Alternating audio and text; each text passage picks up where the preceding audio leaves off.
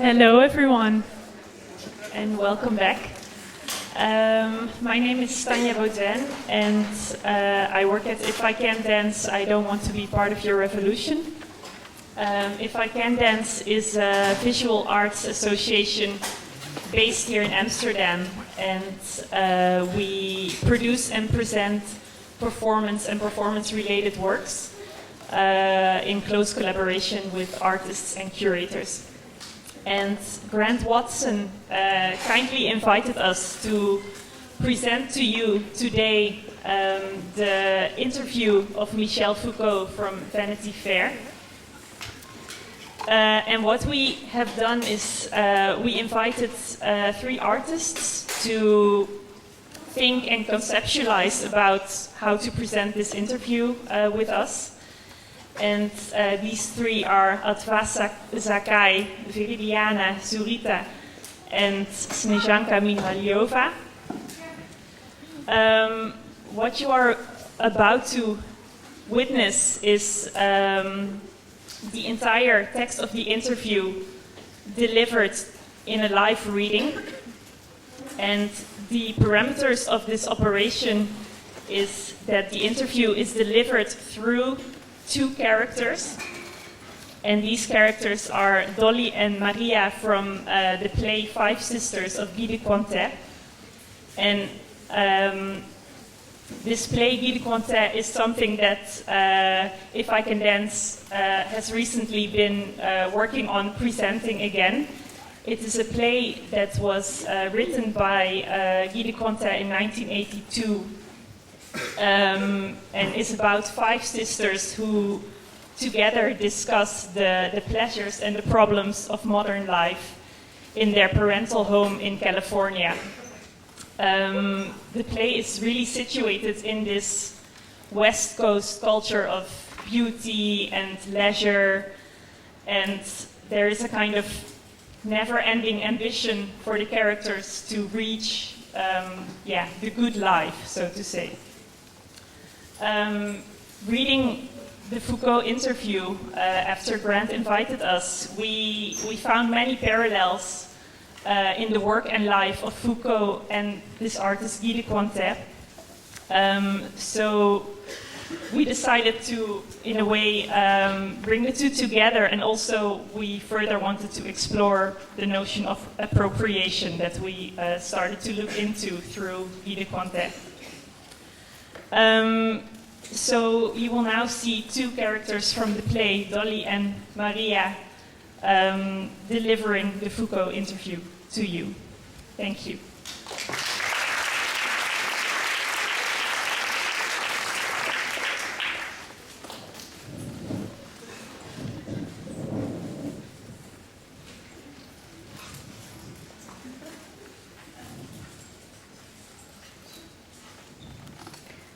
The first volume of your work, The History of Sexuality, was published in 1976. Do you still think that understanding sexuality is central to the understanding of who we are? I must confess that I'm much more interested in problems about techniques of the self and things like that, rather than sex. Sex is boring.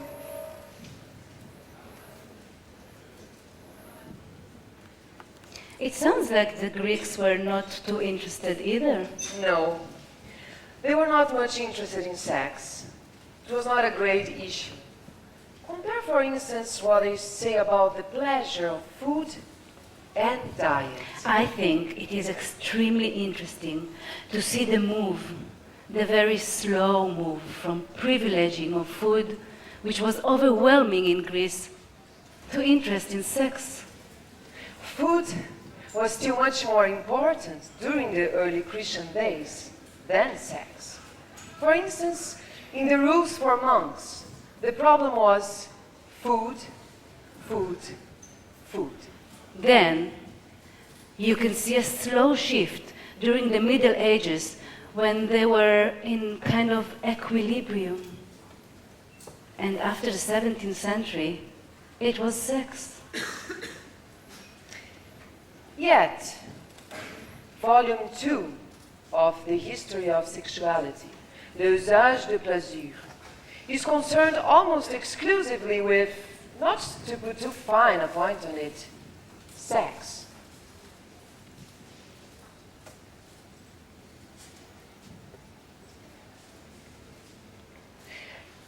What I want to do in Volume 2 of the History of Sexuality was to show that you have nearly the same restrictive, prohibitive code in the 4th century before Christ as with the moralists and doctors at the beginning of the Roman Empire.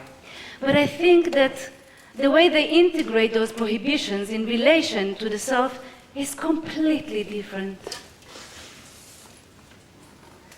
I don't think one can find any normalization in, for instance, the Stoic ethics. The reason is, I think, that the principal aim, the principal target for this kind of ethics was aesthetic. First, this kind of ethics was only a problem of personal choice. Second, it was reserved for a few people in the population. There was no question of prescribing a pattern of behavior for everybody. It was a personal choice for a small elite. The reason for making this choice was the will to live a beautiful life and to leave to others memories of a beautiful existence. I don't think that we can say that this kind of ethics was an attempt to normalize population. What strikes me is that in Greek ethics, people were concerned with their moral conduct, their ethics, their relations to themselves and to others, much more than with religious problems. For instance, what happens to us after death? What are the gods? Do they intervene or not? These are very, very unimportant problems for them. They are not too directly related to ethics, to conduct. Okay, the second thing is that ethics was not related to any social, or at least not any legal institutional system. For instance, the law against sexual misbehavior were few and not very compelling. The third thing is that what they were worried about, their theme, was to constitute an ethics which was an aesthetics of existence.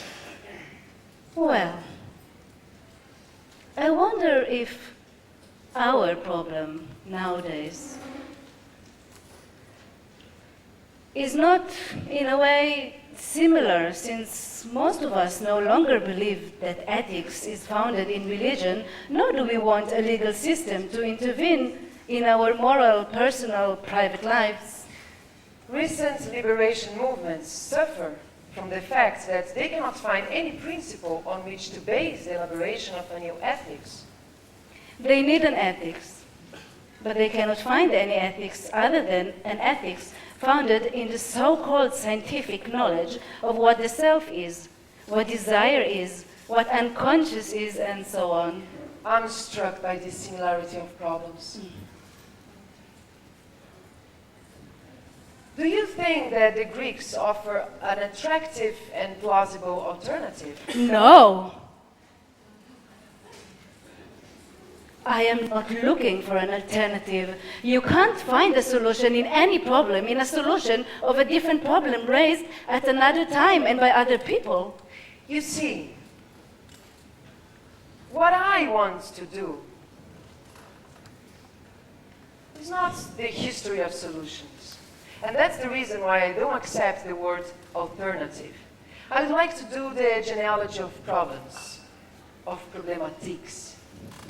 My point is not that everything is bad, but that everything is dangerous, which is not exactly the same as bad. If everything is dangerous, then we always have something to do. So my position leads not to apathy, but to a hyper and pessimistic activism. I think that the ethical-political choice we have to make every day is to determine which is the main danger. So, Greek life may not have been altogether perfect, but surely homosexual love was better than now. It might look that way. Since there is an important and large literature about loving boys in Greek culture, some historians say, well, that's the proof that they love boys. But I say, it actually proves that loving boys was a problem. Because if there were no problem, they would speak of this kind of love in the same terms as love between man and woman. The problem was that they couldn't accept that a young boy who was supposed to become a free citizen could be dominated and used as an object for someone else's pleasure. A woman, a slave, could be passive. Such was their nature, their status. Oh, this philosophizing about the love of boys, with always the same conclusion. Please, don't treat a boy as a woman. It's proof that they could not integrate this real practice in the framework of their social selves. There seemed to be an aspect of Greek culture which we are told about in Aristotle that you don't talk about. But that seems very important. Friendship. But don't forget, L'usage de plaisir is about sexual ethics. It's not a book about love, or about friendship, or about reciprocity. And it's significant that when Plato tries to integrate friendship and love for boys, he is obliged to put aside sexual relations. Friendship is reciprocal, and sexual relations are not reciprocal. In sexual relations, you can penetrate or you are penetrated.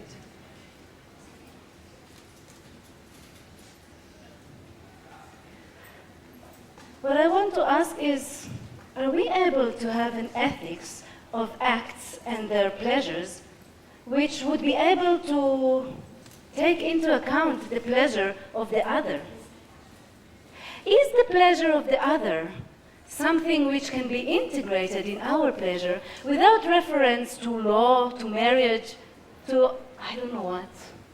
Why does sex have to be virile? Why couldn't woman's pleasure and boy's pleasure be taken into account without any big change to the general framework? Or is it that it's not just a little problem, because if you try to bring in the pleasure of the other, the whole hierarchical ethical system would break down? That's right. The Greek ethics of pleasure is linked to a virile society, to non-symmetry, exclusion of the other, an obsession with penetration, and a kind of threat of being dispossessed of your own energy and so on. All that is quite disgusting. Okay. Granted that sexual relations were both non-reciprocal and a cause of worry for the Greeks, at least pleasure itself seems unproblematic for them. I try to show, for instance, that there is a growing tension between pleasure and health.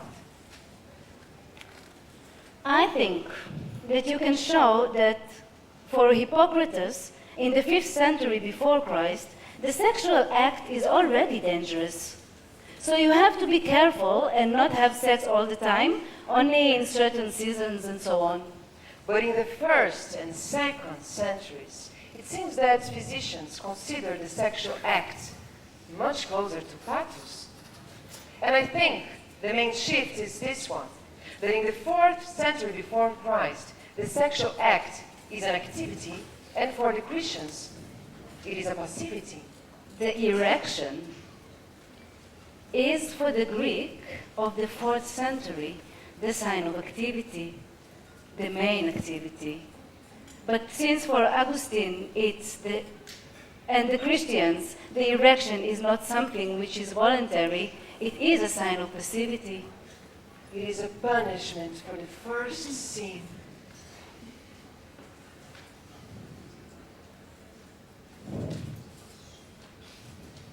So, despite the German Hellenists, classical Greece was not a golden age. Yet, surely we can learn something from it. I think there is no exemplary value in a period which is not our period. It's not anything to get back to. But we do have an example of an ethical experience which implied a strong connection between pleasure and desire.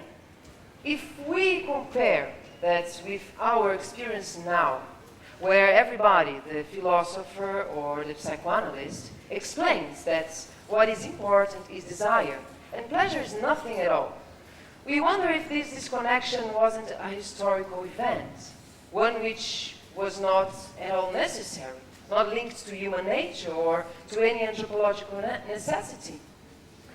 But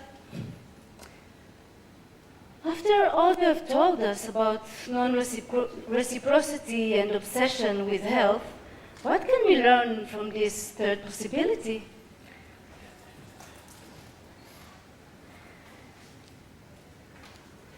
What I want to show is that the general Greek problem was not the techne of the self. It was the techne of life, the techne to be how to live. The problem was, which techne do I have to use in order to live as well as I ought to live? And I think that one of the main evolutions in ancient culture has been that this techne to be became more and more a techne of the self. The idea of the bios as a material for an aesthetic piece of art is something which fascinates me. The idea that also ethics can be a strong structure of existence without any relation to the juridical per se, with an authoritarian system, with a disciplinary structure. Oh, that is very interesting.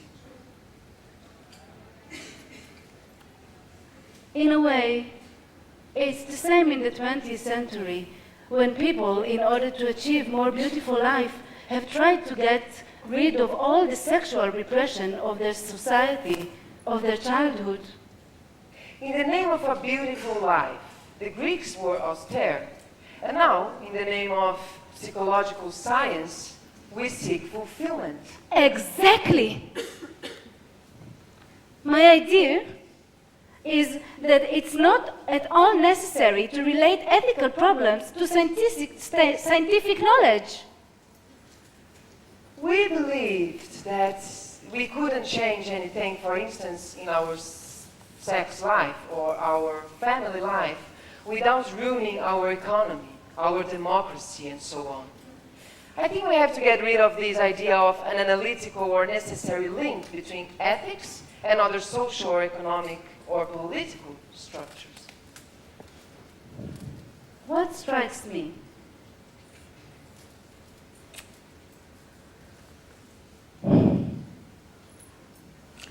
is the fact that in our society, art has become something which is related only to objects and not to individuals or to life.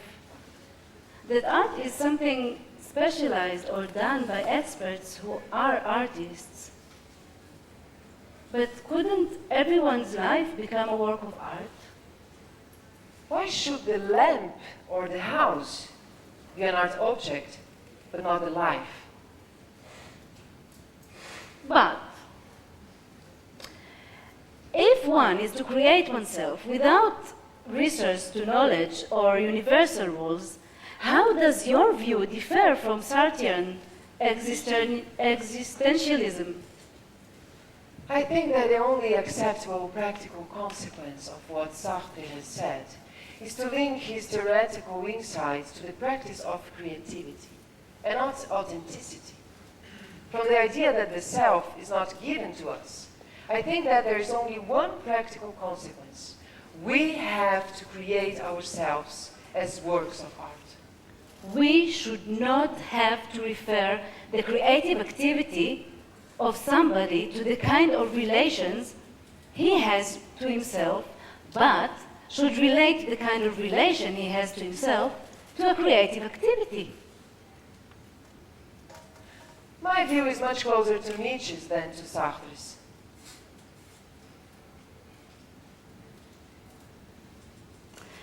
The general framework of the book about sex is a history of morals.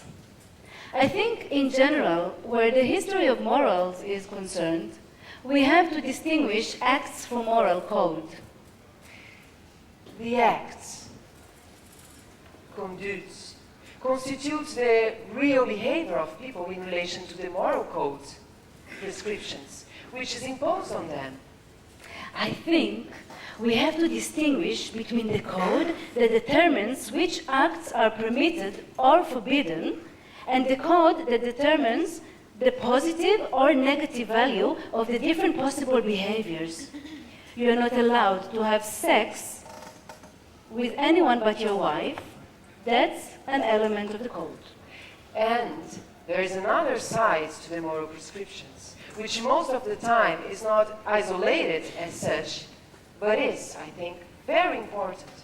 The kind of relationship you ought to have with yourself, which I call ethics, and which determines how the individual is supposed to constitute himself as a moral subject of his own actions. This relationship to oneself has four major aspects. The first aspect answers the question, which is the part of myself or my behavior which is concerned with moral conduct? For instance, you can say in general that in our society the main fields of morality is our feelings.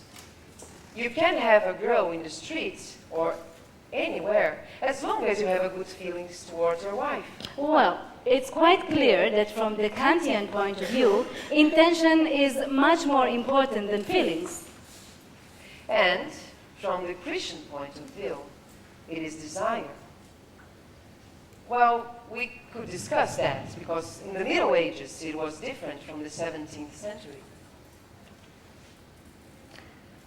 The ethical substance is like a material that's going to be worked over by ethics? Yes, that's it.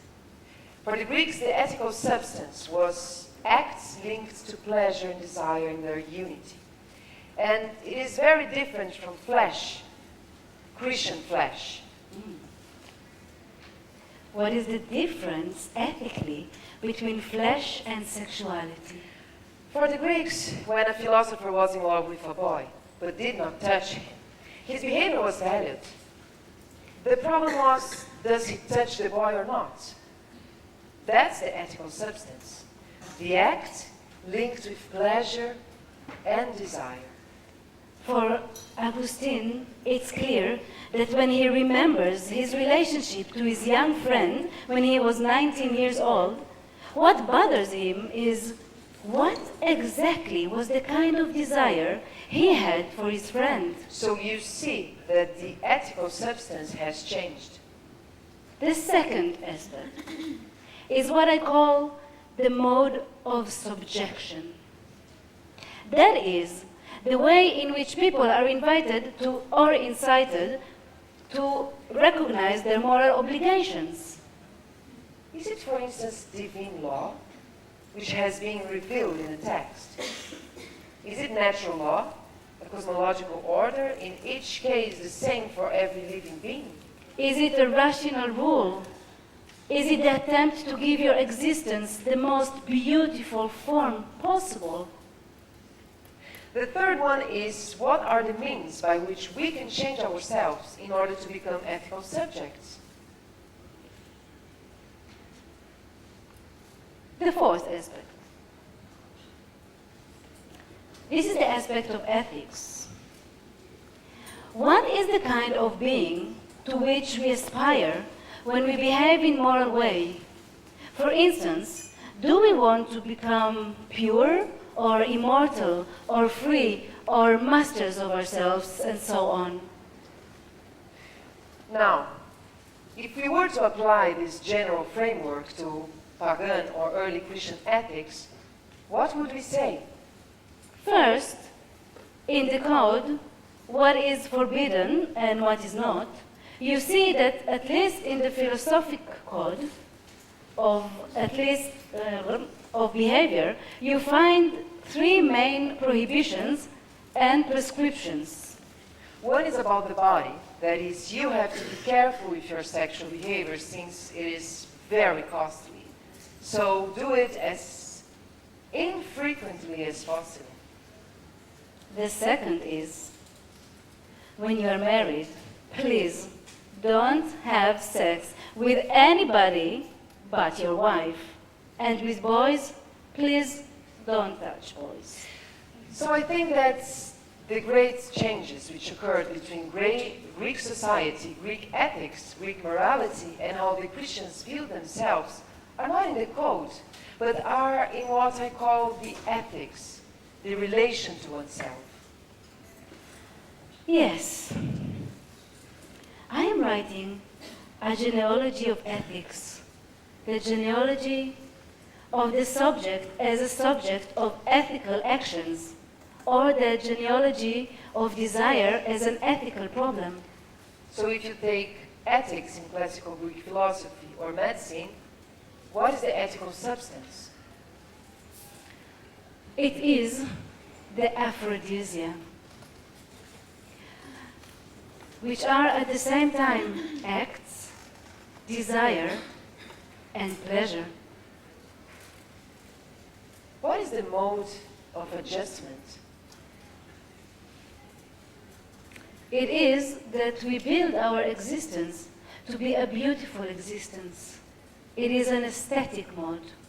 You see, what I try to show is that nobody is obliged in classical ethics to behave in such a way as to be truthful to his wife, not to touch boys and so on.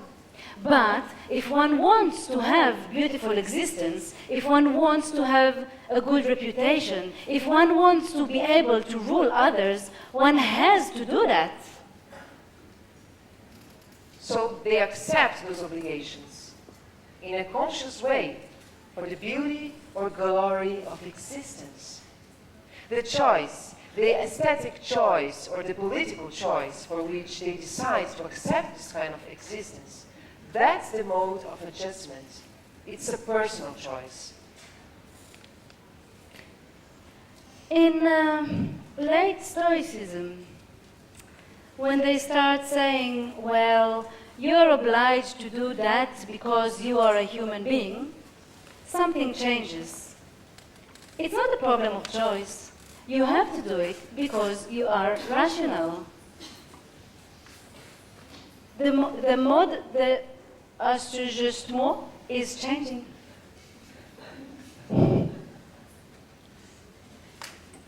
In Christianity, what is very interesting is that the sexual rules for behavior were, of course, justified through religion. Could you sum it all up? So we now have this scheme. If by sexual behavior we understand the three poles, acts, pleasure, and desire, we have the Greek formula, which is the same at the first and second stages. In this Greek formula, what is underscored is acts, with pleasure and desire as subsidiary.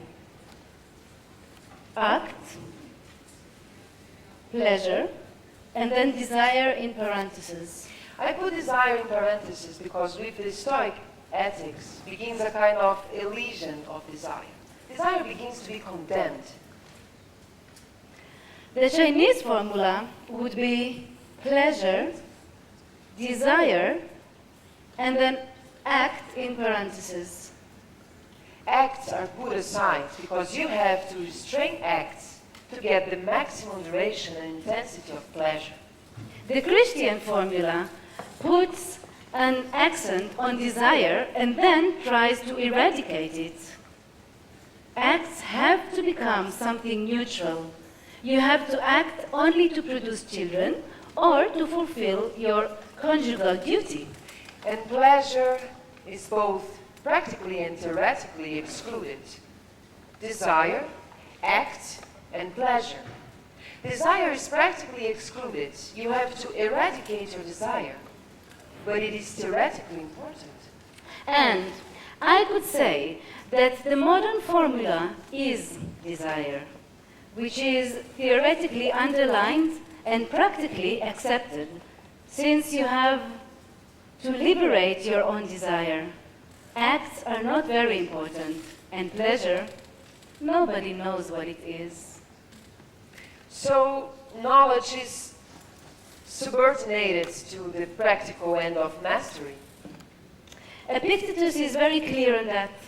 He prescribes as an exercise that you should walk every morning in the street looking, watching. And if you meet a consul, you say, is the consulship something I can master? No, so I have nothing to do. If you meet a beautiful girl or a beautiful boy, you ask, is their beauty, their desirability something which depends on me? And so on. For the Christians, things are quite different. For Christians, the possibility that Satan can get inside your soul and give you thoughts you cannot recognize as satanic, but that you might interpret as coming from God, leads to uncertainty about what is going on inside your soul. You are unable to know what the real root of your desire is, at least without hermeneutic work.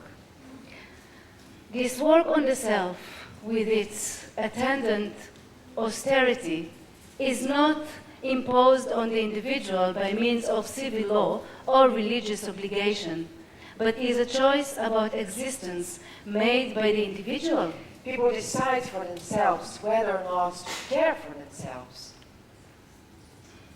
In the name of what does one choose to impose this lifestyle upon oneself?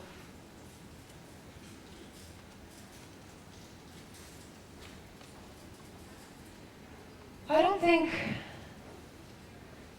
it is to attain eternal life after death, because the Greeks were not particularly concerned with that.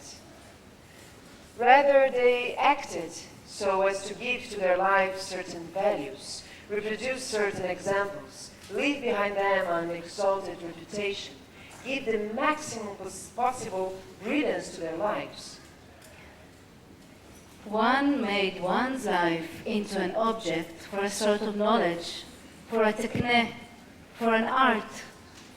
We have hardly any remnant of this idea in our society, that the principal work of art, the main area to which one must apply aesthetic values, is oneself, one's life, one's existence. We do find this in the Renaissance, but in a slightly academic form, and again, in 19th century, dandyism.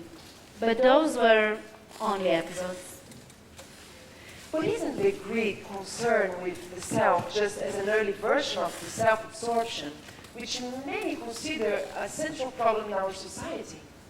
You have a certain number of themes, and I don't say that you have to reutilize them in this way, which indicate that in a culture to which we owe a certain number of our most important constant moral elements, there was a practice of the self, a conception of the self, very different from our present culture of the self.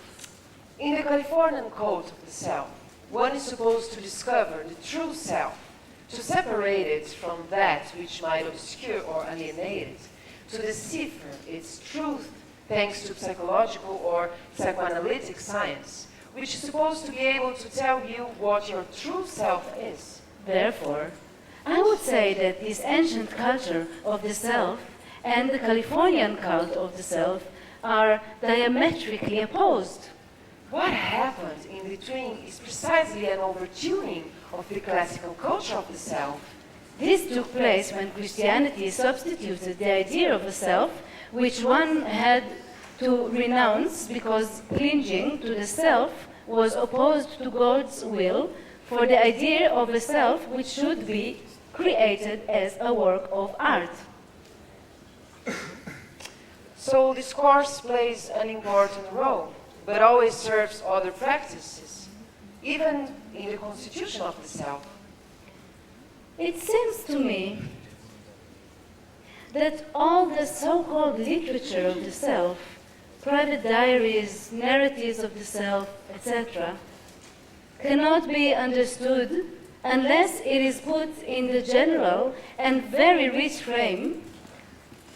framework of these practices. People have been writing about themselves for 2,000 years, but not in the same way. I have the impression, I may be wrong, that there is a certain tendency to present the relationship between writing and the narrative of the self as a phenomenon particular to European modernity. Now, I do not deny it is modern, but it was also one of the first uses of writing. So it is not enough to say that the subject is constituted in a symbolic system.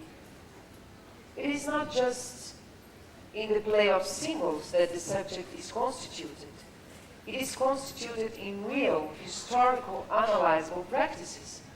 There is a technology of the constitution of the self which cuts across symbolic systems while using them.